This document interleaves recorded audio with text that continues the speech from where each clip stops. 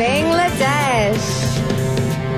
This Jamdani sari 120 দিনেরও অধিক সময় ধরে তৈরি জামদানি শাড়ি এবং শাপলা ফুল দিয়ে ন্যাশনাল কস্টিউম রাউন্ডে সবার মন জয় করে নিয়েছেন বাংলাদেশের তানজিয়া জামান মিথিলা। মিস ইউনিভার্সের মঞ্চে বাংলাদেশের প্রতিনিধিত্ব করছেন মডেল এবং অভিনেত্রী তানজিয়া জামান মিথিলা।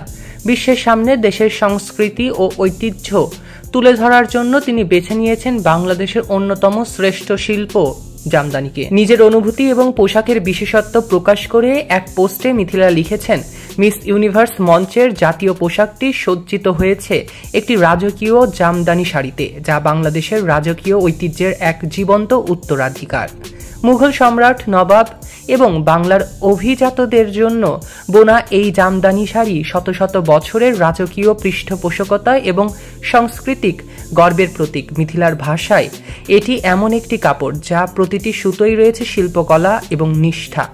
বাংলার কালজয়ী তাঁত থেকে উদ্ভূত এই জাতীয় পোশাকটি হাতে বোনা এক জামদানি শাড়ি, যা সৌন্দর্য, ঐতিহ্য এবং স্থিতিস্থাপকতার এক জীবন্ত নিদর্শন।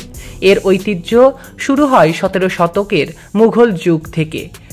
সে সময় জামদানি ছিল রানী এবং অভিজাতদের কাছে মূল্যবান। পোশাকটি তৈরিতে ব্যবহার করা হয়েছে সেরা সুতির তন্তু। এটি সজ্জিত হয়েছে স্বর্ণালী জারি মোটিফে। নারায়ণগঞ্জের শীতলক্ষ্যা নদীর তীরবর্তী তাঁতশিল্পীদের দ্বারা নিপুণভাবে বোনা হয়েছে এই বিশেষ শাড়িটি।